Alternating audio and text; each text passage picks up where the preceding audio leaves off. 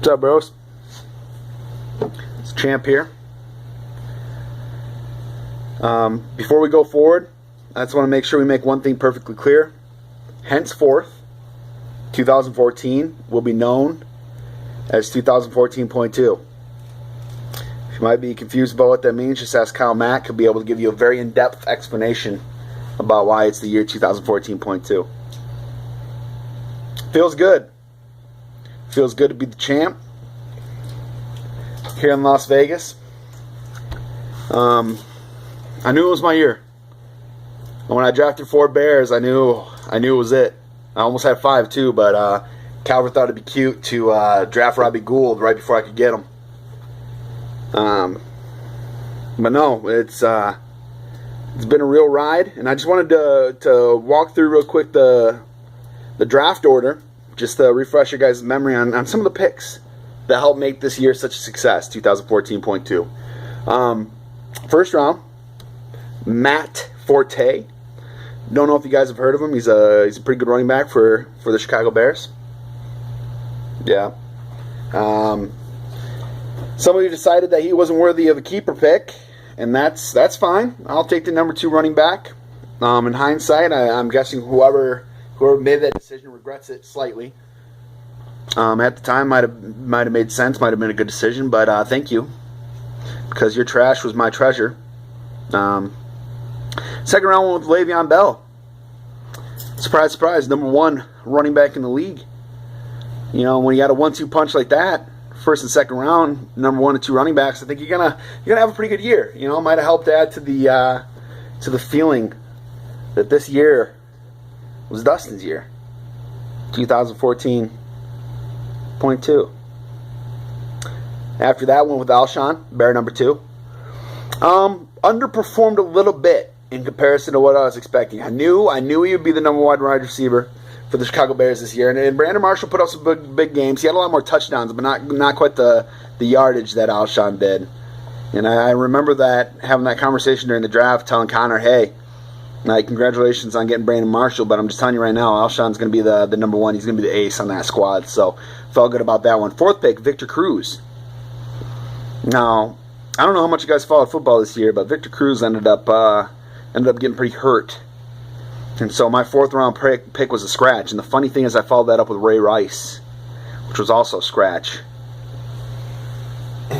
You know, just wife beater Rice. Beating women. Picked him back up off waivers. Maybe he'll be a keeper for next year. I don't know. I don't know why I did that, but he's on my bench. Did nothing for me. 4th and 5th pick. Didn't do a whole lot. Which brings me to my 6th round pick, Mike Wallace. Mike Wallace was a pleasant surprise. He ended up scoring a lot of touchdowns. You know, his output would look like shit without the touchdowns. And Tannehill in Miami having a pretty decent year definitely helped out. I want to focus on something here where I had the notion that I might have wanted to do a trade. I felt like, you know, starting off 3-0, I was like, this is lucky. I need to mix things up a little bit, because if I stay stagnant, I'm going to end up with a year like 2012, where I ended up having a really good regular season and losing the first round of the playoffs. I'm like, I got to switch this up a little bit. I got to find some defenses that people are playing against in the playoffs that these guys might be good against. And so I said, Eric Calvert, I will trade you Mike Wallace. And he said, what do you want? You want Fred Jackson or CJ Spiller? I said, I'm not going to touch those guys with a 10-foot pole, because I've dealt with that tandem before, and I didn't want to do it again. And so he said, you know, well, what do you want? I said, why not Darren Sproles? He said, I can't do Sproles for anything less than Alshon Jeffrey. I said, I'm not letting go of Jeffrey. He said, well, then I'm going to pass on that. Well, Eric, I did a little bit of math on this. I'm going to pull up my spreadsheet here and let you know what you passed on. After week 3, Mike Wallace went on to score 163.5 points. Darren Sproles scored 96.5 for a difference of 67 points. I mean, it seems insignificant, but there's probably a couple times there where Mike Wallace really bailed me out, and Sproles just didn't do a whole lot of shit. And so, you know, I thank you, Eric, for being such a stubborn idiot, passing up on that trade. And I don't mean to call you an idiot, man. I don't mean to be derogatory like that. The trade was idiotic. Their passing up on the trade was. So, thank you. Thank you for that. Moving on, those of you that are still with me, picked up Torrey Smith. He sat the bench most of the time, came in for a couple times and really made some good moves for me. Actually put up 2 touchdowns last week, and I had Fred Jackson in the slot spot or in the flex spot, and I don't regret it, but if I would have had Torrey Smith in, he would have got me 3 more points. Not really much of a difference. Here's the big news. Here's the big news, the big moves that I was really excited about. Went into the 8th round and got Jay Cutler. Turned around the pick after that, got Martellus Bennett, got 3 and 4 bear right there. Martellus Bennett went on to be a top 3 tight end for most of the season. His output in the last couple of games was a little different based on some of the drama going on with Cutler and also having Clausen in the championship game there. But picking up a top 3 tight end with wide receiver output in the 9th round, that's pretty fucking huge if you ask me, and I think most of the experts and other people in this league might agree. Having Jay Cutler, Jay Cutler had a bad year, and then there's a lot of drama around him, but as far as fantasy production goes, he was the top 10 quarterback for most of the year. So picking him up in the waiting until the 8th round to get him, I think that was pretty clutch. It allowed me the opportunity to get people like Mike Wallace, Torrey Smith, Alshon Jeffrey a little bit earlier, Ray Rice, Victor Cruz, but that's really insignificant because they didn't play a whole lot. Greg Jennings sat on my bench most of the time, but had some pretty good output. Roy Halou, probably backup running back of the year with some of the shit that he did. Broncos defense didn't amount to much shit. I ended up drafting a lot or picking up defenses off the waiver most of the year. Jericho Cotry, who is that? I don't even know what happened there. Ronnie Hillman, initially when I dropped Ronnie Hillman, Chris picked him up and it scared me because I drafted Ronnie Hillman and he came out and had a couple good days with some really good output. And so I was scared that I made a big mistake there, but he became insignificant as well, being replaced by C.J. Anderson, who actually I played against in the championship as well. Jordan Todman, don't know who that is, drafted him. Shane Graham, ended up dropping him, picking up Sean Swisham, the Steelers kicker. Picked up a couple of other different waiver wires that were worth noting. Somebody dropped Fred Jackson late in the year, and he was injured, and I picked him up about a week before he returned. That was pretty huge because he played the last 2 weeks for me. Good year.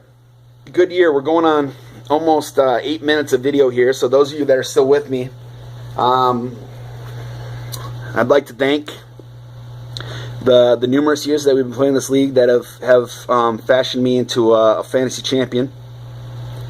I'd like to thank the Chicago Bears for making the season possible.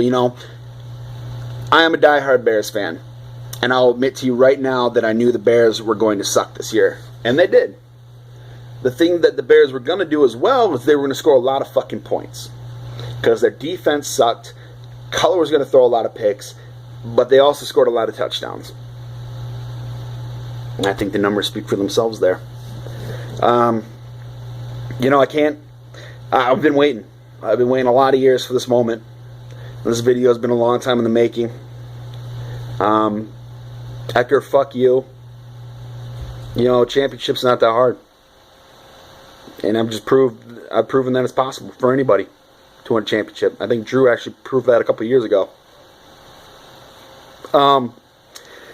Feels good.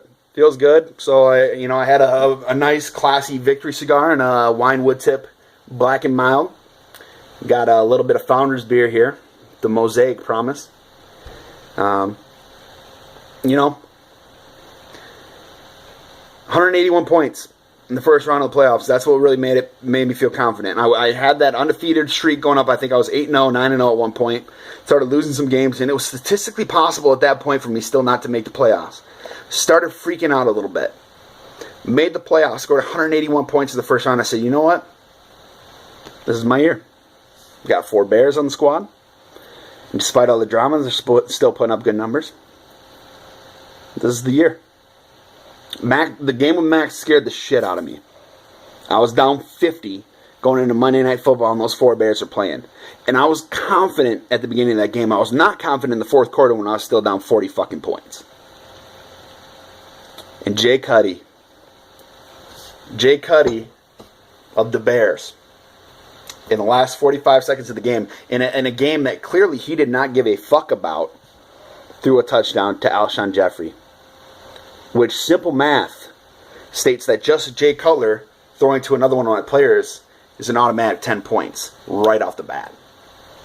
And then, a little bit of yardage, maybe a PPR, maybe a Martellus 2-point conversion earlier in the game. Gets you the 2.2 margin that you need to progress. Mac, I told you that would be the championship game. No offense to Kurt. Kurt, you had a decent team that made it deep. And you scared the shit out of me in the championship game on that last drive as well before Peyton threw his 4th pick of the game. Peyton 4 picks. Hashtag. I'm trademarking that. Peyton 4 picks. Keep it. You guys can use it. You're friends of mine. Max scored. It scared the shit out of me. And if I were in your shoes, I would have bought a plane ticket to Las Vegas and I would have beat the fuck out of me. I want you to know that there are some times in my life that I've felt pure joy. Number 1, state championship, Rockford football, 2014. 2009. Number 2, graduating college. Number 3, winning by 0.2 points in the semifinals in what was the championship game of our league. You would have gone on. And you outscored Kurt in the final week. So if you would have been in that game, you would have won the championship. Cost you, I don't know, close to like, what, $300, $400? I digress. It's been a long video. 2014.2 will go down in the record books as the year of Tradegate, where we very well might have lost AJ from our league. That remains to be seen. It will go down as the year of PayPal misfunction. Phil, this is PayPal, man. Just give us the right email and we'll make it happen. And it'll go down as Dustin's year, 2014.2. So, cheers to you gentlemen. I hope you've enjoyed this film.